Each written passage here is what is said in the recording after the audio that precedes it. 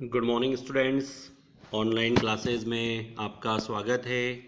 यहाँ पर हम कक्षा 11वीं commerce Hindi medium English medium के कुछ आधारभूत लेखांकन शब्द बेसिक अकाउंटिंग टर्मिनोलॉजी वर्ड्स के बारे में अध्ययन कर रहे हैं।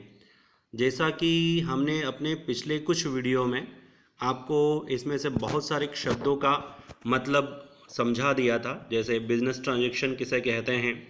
बिजनेस ट्रांजैक्शन दो प्रकार के होते हैं, कैश ट्रांजैक्शन, क्रेडिट ट्रांजैक्शन। पूंजी किसे कहते हैं, पूंजी भी हमने आपको बता दी थी कि पूंजी जो होती है वो दो प्रकार की होती है, फिक्स कैपिटल होती है और एक फ्लोटिंग कैपिटल होती है और एक वर्किंग कैपिटल होती है ना। इन सभी चीज़ों के बारे में हम आपको बता चुके थे। Purchase return, sales return, goods माल क्या होता है ना। तो जब भी हम कॉमर्स में किसी भी माल को संबंधित करते हैं तो उसको हम गुड्स बोलते हैं कि गुड्स उसको डिफाइन करते हैं, गुड्स यानी माल। ठीक है। उसके बाद हम इसमें कुछ और महत्वपूर्ण शब्दों को आज समझेंगे। ये टर्मिनोलॉजिकल वर्ड आपको बार बार आपके कॉमर्स में आते हैं, तो कुछ शब्दों को हम समझते हैं इसमें। सबसे पहले हम जो इसमें लेने वाले हैं ये हम ले लेते हैं डेबिट। ओके, डेबिट क्या होता है, आपको बार बार ये शब्द प्रयोग होता है। डेबिट क्या होता है, व्हाट इज डेबिट। ठीक है, तो देखिए डेबिट और क्रेडिट ये दोनों शब्द आपको अकाउंट्स में बार बार सुनने के लिए मिलेंगे, बार बार आपको इनको प्रयोग करना पड़ेगा। अब डेबिट होता क्या है, तो देखिए डेबिट को हम पहले समझते हैं कि जो डेबिट होता है, डेबिट मूलतः सौदों की रकम को अपने बाएं साइड में या बाएं हाथ की ओर लिखना। डेबिट का मतलब क्या होता है, डेबिट का मतलब होता है कि सौदों की रकम जो भी आपके बिजनेस ट्रांजैक्शन का अमाउंट है उसको अपने लेफ्ट हैंड साइड की तरफ लिखना, उसे हम कहते हैं डेबिट। पर डेबिट की यह एक डेफिनेशन बिल्कुल सही नहीं है कि इसका मतलब डेबिट होता है ना। तो हम कैसे समझेंगे कि डेबिट क्या होता है, तो देखिए डेबिट शब्द अंग्रेजी भाषा के डेप्टर्स शब्द से बना है। किससे बना है, अंग्रेजी भाषा के डेप्टर्स शब्द से बना है। डेप्टर्स का मतलब होता है देनदार। ठीक है, डेप्टर्स का मतलब होता है देनदार। और देनदार क्या होते हैं, देखिए देनदार का हिंदी में अर्थ होता है ऋणी। ऋणी यानी जिन्हें या जिन ग्राहकों को माल उधार बेचा जाता है, ध्यान से सुनिएगा, जिन्हें या जिन ग्राहकों को माल उधार बेचा जाता है ना, उन्हें हम ऋणी कहते हैं या उन्हें हम डेप्टर्स कहते हैं। डेप्टर्स जो हैं बिजनेस की, आपके व्यापार की संपत्ति होते हैं, इसलिए इसको संपत्ति पक्ष की ओर, एसेट साइड्स की ओर दिखाया जाता है। तो देखिए यहाँ डेप्टर्स की आपको इंफॉर्मेशन दी हुई है कि debtors those person who take the good and services on credit। Okay, वे व्यक्ति जिन्हें हम कुछ वस्तु या कुछ माल क्या करते हैं, उधार देते हैं, उधार बेचते हैं, है ना। Credit are called debtors. Example दिया है, when goods sold a person on credit that person pays the price in a future. हमने किसी व्यक्ति को कोई माल उधार बेचा और वह व्यक्ति हमको फ्यूचर में, यानी हमको 1 महीने 2 महीने या एक निश्चित समय अवधि के बाद हमें पेमेंट देता है ना, उसे हम डेप्टर्स कहते हैं। He is called a debtors because he owes the amount to the firm and he is liable to pay in a future on due course in of time. Debtors are shown in a assets side. ठीक है, तो debtors का एक बार और हम मतलब समझते हैं। डेप्टर शब्द अंग्रेजी भाषा के डेप्टर्स शब्द से बना है, या डेबिट शब्द अंग्रेजी भाषा के डेप्टर्स शब्द से बना है, जिसका हिंदी में अर्थ होता है ऋणी। ऋणी का मतलब जिन्हें या जिन ग्राहकों को माल उधार बेचा जाता है या उन्हें राशि उधार दी जाती है और वो एक निश्चित समय के बाद हमें वो राशि लौटा देते हैं, तो हम उन्हें ऋणी डेप्टर्स कहते हैं। डेप्टर्स जो होते हैं वो व्यापार की संपत्ति होते हैं, यानी उनसे हमें पैसे की प्राप्ति होती है, इसलिए हम उन्हें संपत्ति पक्ष की ओर लिखते हैं। उम्मीद है आपको डेबिट शब्द का मतलब समझ में आ गया होगा। डेबिट शब्द यानी सौदे की रकम को अपने लेफ्ट हैंड साइड की ओर, अपने बाएं हाथ की ओर लिखना। क्लियर? इसके बाद हम आगे बढ़ते हैं। इसके बाद हम आगे देखते हैं लेनदार। लेनदार शब्द से आप क्या समझते हैं? तो मुझे उम्मीद है कि आपको देनदार का मतलब और देनदार क्या होता है या डेबिट क्या होता है वो आपने आसानी से समझ लिया होगा। अब हम आगे बढ़ते हैं। नेक्स्ट है हमारा क्रेडिट। क्रेडिट भी एक ऐसा शब्द है जो आप बार बार सुनेंगे। क्रेडिट क्या होता है या क्रेडिटर्स क्या होता है।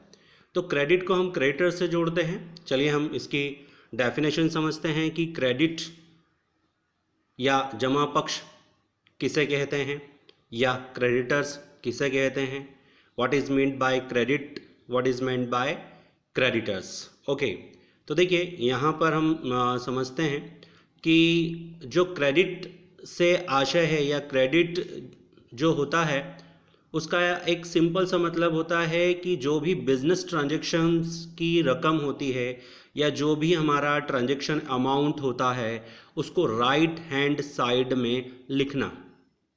ओके, क्रेडिट का मतलब होता है जो भी ट्रांजैक्शन अमाउंट है उसे राइट साइड में लिखना। परंतु यह एक परंपरा है, क्रेडिट शब्द का अर्थ नहीं है। क्रेडिट शब्द अंग्रेजी भाषा के क्रेडिटर शब्द से बना है जिसका अर्थ होता है लेनदार। क्रेडिट शब्द अंग्रेजी भाषा के क्रेडिटर शब्द से बना है जिसका अर्थ होता है लेनदार। अब लेनदार कौन व्यक्ति होता है?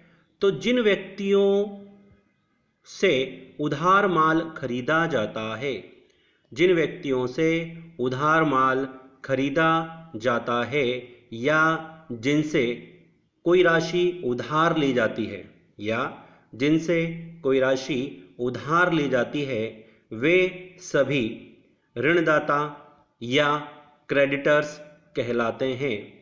क्रेडिटर्स व्यापार की, बिजनेस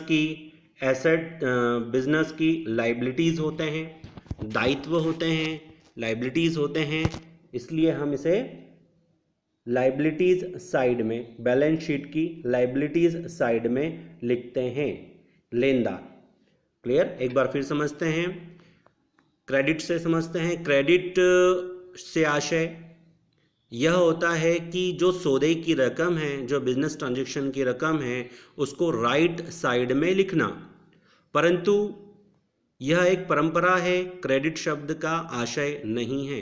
क्रेडिट शब्द अंग्रेजी भाषा के क्रेडिटर शब्द से बना है, अंग्रेजी भाषा के क्रेडिटर शब्द से बना है जिसका अर्थ होता है लेनदार। जिन व्यक्तियों से उधार माल खरीदा जाता है या कोई राशि उधार ली जाती है, वे लोग हमारे क्रेडिटर्स यानी ऋणदाता होते हैं। क्रेडिटर्स बिजनेस की लाइबिलिटीज़ होते हैं, बिजनेस के दायित्व होते हैं, इसलिए लेनदारों को क्रेडिट भी कहते हैं। यहाँ आपको डेफिनेशन दी है, if purchase are made on credit the person who supply such goods are known as creditors. Example, Ramesh is creditor of the firm when gooड्स are purchased on credit from him. यानी रमेश जो है वह firm का लेनदार हो गया है क्योंकि जब उसने कोई उधार माल परचेज किया तो वो कंपनी का क्या हो गया, लेनदार हो गया। Creditors are shown in liabilities side, creditors हम हमेशा लाइबिलिटीज साइड में शो करते हैं in a balance sheet, balance sheet की लाइबिलिटीज साइड में हम इसे लिखते हैं। ठीक है, तो डेप्टर्स का मतलब हमने ये समझा कि जो डेप्टर्स होता है वह बिजनेस की एसेट्स होता है और जो लेनदार होता है वो बिजनेस की लाइबिलिटीज़ होता है। डेप्टर्स को हम डेबिट भी कह सकते हैं और क्रेडिटर्स को हम क्रेडिट भी कह सकते हैं। ठीक है, तो मुझे लगता है कि आपको इसका काफ़ी मतलब समझ में आ गया होगा। ठीक है, नेक्स्ट हम देखते हैं बिजनेस। हमने पहले भी समझ लिया था व्यापार क्या होता है। तो देखिए, लाभ प्राप्त करने के उद्देश्य से किया गया कोई भी वैधानिक कार्य व्यापार कहलाता है।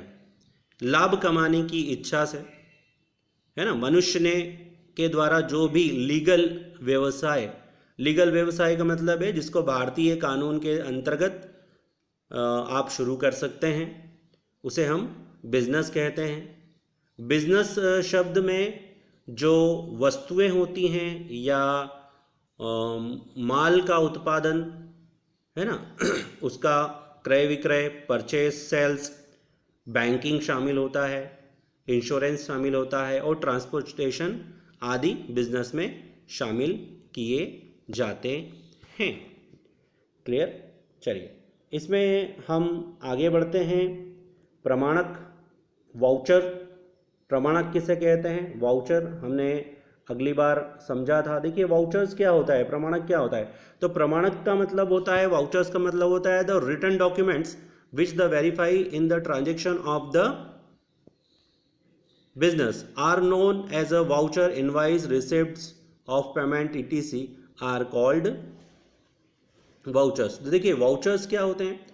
तो वाउचर्स का मतलब ये होता है कि जब भी हम कोई माल खरीदते हैं, कोई माल हमको मिलता है तो उसकी जो रसीद मिलती है, जो रिसिप्ट्स मिलती है, वो एज अ वाउचर्स का काम करती है। वाउचर्स में आपके कैश मेमो आ जाता है। जब भी आप किसी दुकान से नगद माल खरीदते हैं तो आपको कैश मेमो मिलता है।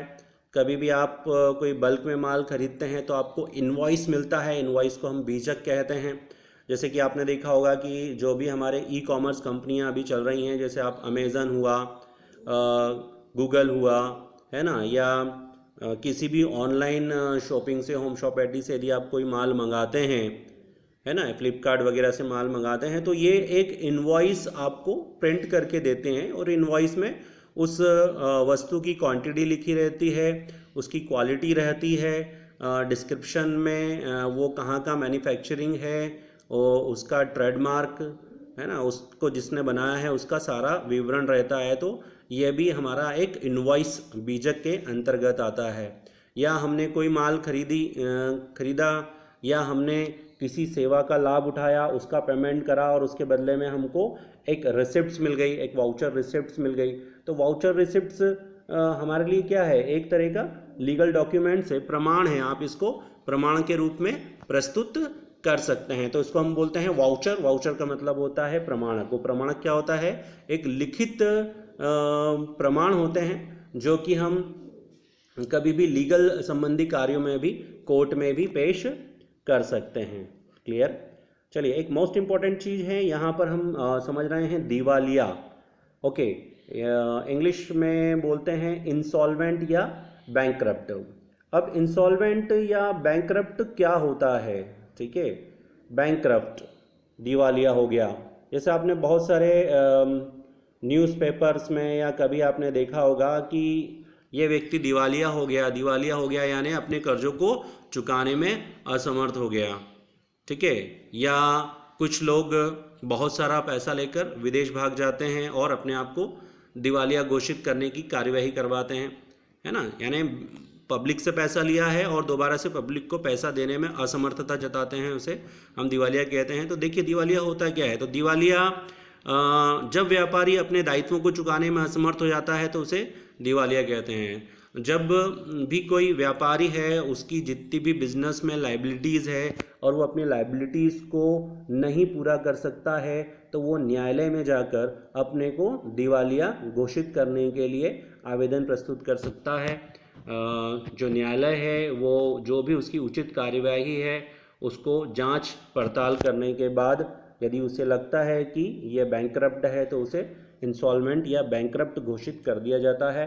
और न्यायालय की तरफ से इस बात की भी सूचना लोगों को दी जाती है कि भविष्य में इस व्यक्ति से यदि कोई भी बिजनेस ट्रांजैक्शन करता है, कोई भी आर्थिक गतिविधि इस व्यक्ति से करता है तो इसकी जिम्मेदारी सरकार की नहीं होगी और इसकी पूर्ण जिम्मेदारी जो है वह उसी व्यक्ति की होगी जिसने इस व्यक्ति के साथ बिजनेस ट्रांजैक्शंस किया है। तो इंसॉल्वेंट या बैंकरप्ट का मतलब होता है दिवालिया, एक सिंपल सी बात में जिसका दिवाला निकल गया हो उसे हम दिवालिया कहते हैं।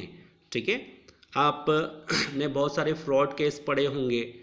बहुत सारी कंपनियां जो होती है, चिटफंड कंपनियां जो होती हैं, पब्लिक का पैसा लेके चंपत हो जाती हैं या गायब हो जाती हैं और लीगली उस फर्म को दिवालिया घोषित करने के लिए कार्रवाई करती हैं, है ना। पब्लिक से बोलती हैं कि हम दिवालिया हो गए, हम आपका जो कर्जा है वो नहीं दे सकते हैं।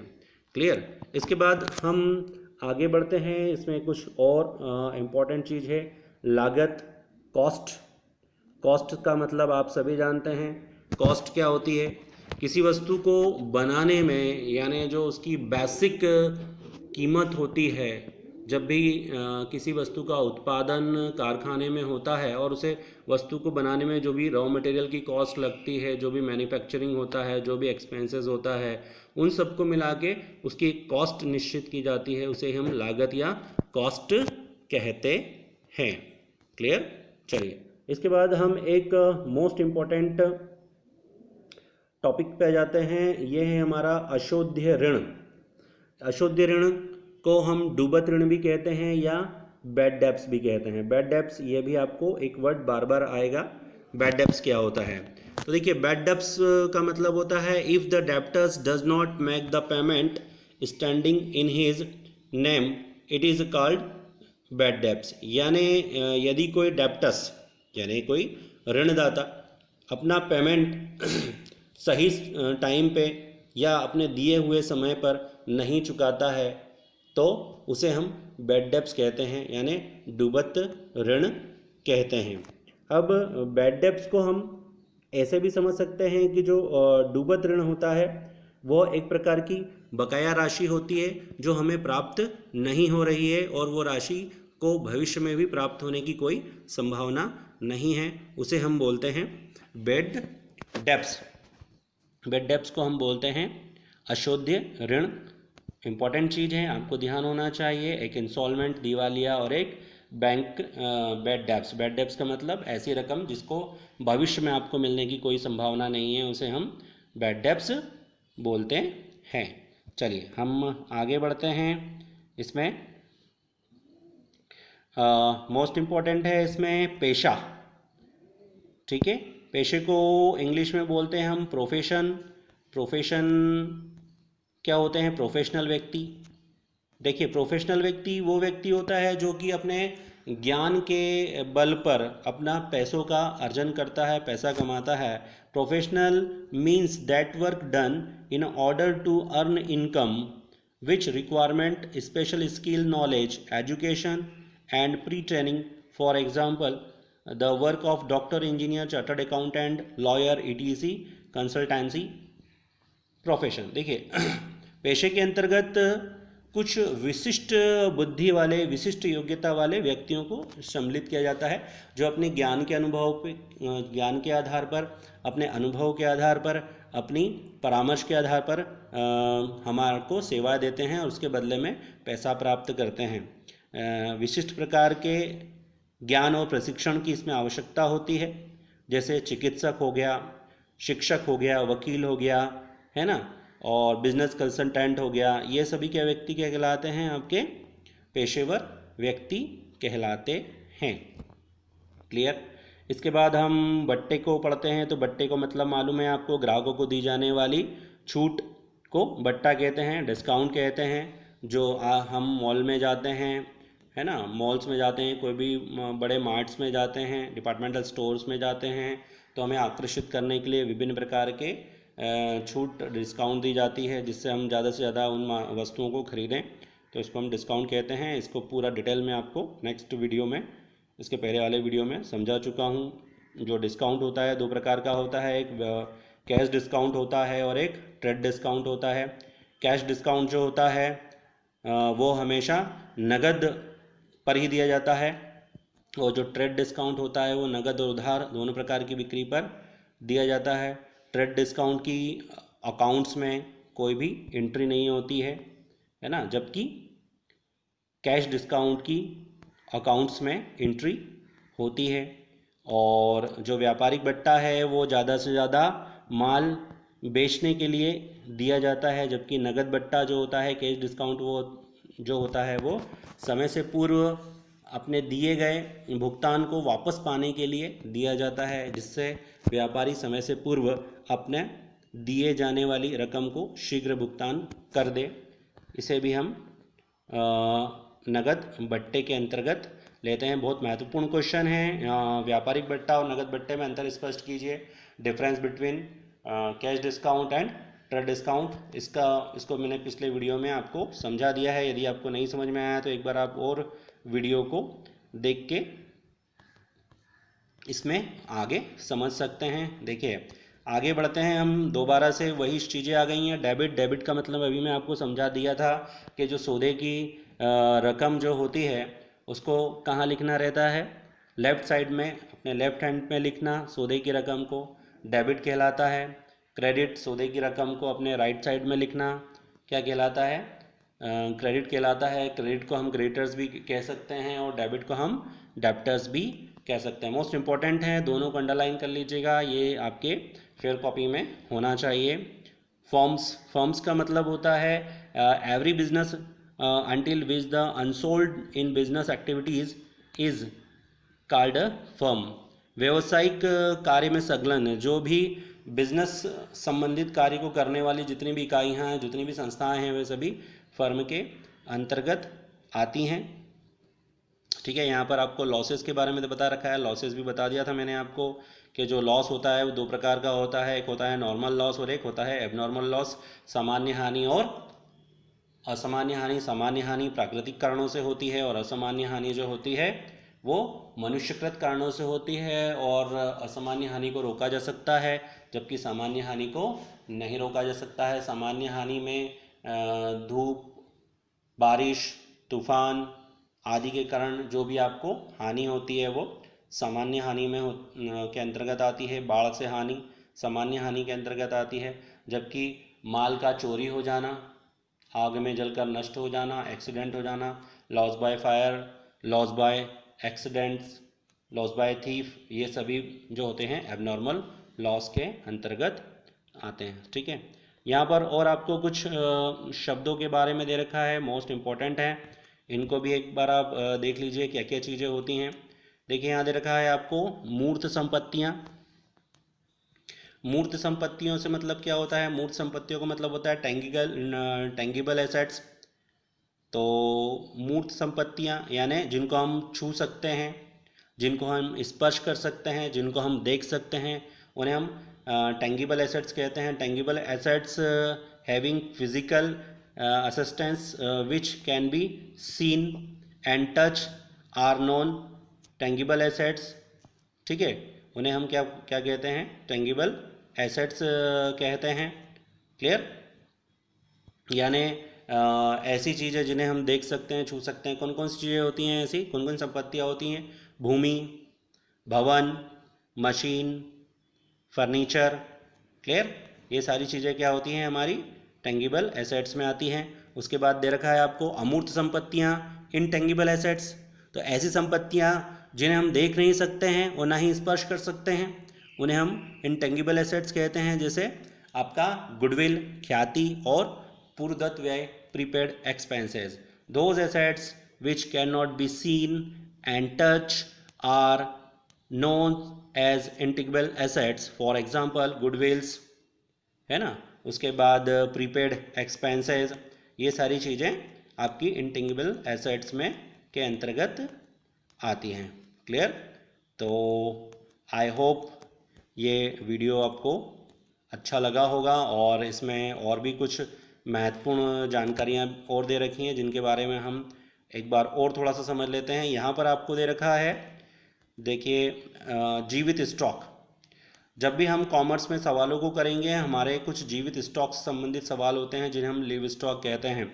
लिव स्टॉक क्या होते हैं? देखिए, लिव स्टॉक का मतलब ये होता है कि मान लीजिए आपने अपने व्यापार में कोई घोड़ा, कोई खच्चर, है ना, या किसी प्रकार का जानवर पाला और वो जानवर को खरीदने में आपका जो भी व्यय हुआ वो आपका लिव स्टॉक के अंतर्गत आएगा, उसको हम लिव स्टॉक कहते हैं। ठीक है। अब जो लिव स्टॉक होता है, लिव स्टॉक की मृत्यु भी हो जाती है, लिव स्टॉक मर भी जाता है, तो ये सारी चीज़ें कायम के अंतर्गत आती हैं, लिव स्टॉक के अंतर्गत आती हैं। इसे हम जीवित स्टॉक कहते हैं। व्यापारिक कार्यों में प्रयोग होने वाले पशुधन को, जो भी पशु होते हैं जैसे घोड़ा, ऊंट, भैंस इत्यादि, वे सब लिव स्टॉक में आते हैं। मोस्ट इम्पॉर्टेंट है। इसके बाद आपको दे रखा है कृत्रिम संपत्तियाँ। कृत्रिम संपत्तियों से मतलब कृत्रिम संपत्तियाँ जो कि हमारे द्वारा बनाई गई होती हैं, कौन कौन सी होती हैं? जैसे प्रिलिमिनरी एक्सपेंसेस, है ना, कृत्रिम संपत्तियों के अंतर्गत आते हैं। ठीक है। तो ये इसमें कुछ मोस्ट इम्पॉर्टेंट शब्द थे। और एक और है आपका कॉस्ट ऑफ गुड सोल्ड, बेचे गए माल की लागत। तो देखिए, बेचे गए माल की लागत का एक फार्मूला होता है कि यदि आप opening stock plus purchase plus direct expenses और उसमें से यदि हम क्लोजिंग स्टॉक को घटाते हैं तो हमें जो लागत प्राप्त होती है वो कॉस्ट ऑफ गुड सोल्ड, बेचे गए माल की लागत प्राप्त होती है। बेचे गए माल की लागत भी एक महत्वपूर्ण सूत्र होता है जो बार बार आपके कॉमर्स में आता है। फिर नेक्स्ट दे रखा है आपका टर्नओवर। टर्नओवर का मतलब होता है आपने कितना टर्नओवर किया, total of cash and credit sales in a particular period. आपने एक साल के अंतर्गत जो भी नगद और उधार बिक्री करी है उससे जो आपको आय प्राप्त होती है वो आपका बिजनेस टर्नओवर कहलाता है। तो स्टूडेंट्स, ये कुछ मोस्ट इम्पॉर्टेंट टर्मिनोलॉजी के वर्ड हैं 11th कॉमर्स में जो आपको आपकी बेसिक नीड है और इनका आपको नॉलेज होना बहुत ज़रूरी है। यदि आप चाहते हैं कि आप कॉमर्स में 11th 12th और आगे बीकॉम, एमकॉम, एमबीए जो भी करें उसमें आपको प्रॉब्लम नहीं आए, तो प्लीज़ इन टर्मिनोलॉजिकल वर्डों को अपनी फेयर कॉपी में लिखें, उसे 7-8 बार पढ़ें, ध्यान दें और इन शब्दों को याद रखें जो कि एक बिजनेस टर्मिनोलॉजी वर्ड है और बहुत मोस्ट इम्पॉर्टेंट है। और यदि आपको हमारा ये वीडियो पसंद आया है तो आप अपने कॉमर्स के स्टूडेंट्स में इस जानकारी को भेज सकते हैं। ये फ्री ऑनलाइन क्लासेस है, इसका कोई चार्जेस नहीं है और आप ऐसे व्यक्ति को भी फॉरवर्ड कर सकते हैं जो कि उच्च शिक्षा को अफोर्ड नहीं कर सकते हैं। तो फ्री वीडियो है, आप अपने कॉमर्स के दोस्तों में, 11th कॉमर्स के दोस्तों में, 12th कॉमर्स के दोस्तों में, कॉमर्स बैकग्राउंड से संबंधित व्यक्तियों में इसे फॉरवर्ड करें। और यदि आपको हमारा वीडियो पसंद आया है तो हमारे चैनल को सब्सक्राइब करें, लाइक करें। इसी के साथ आप सभी को इस वीडियो को देखने के लिए बहुत बहुत धन्यवाद। आपका दिन शुभ हो। Thank you very much.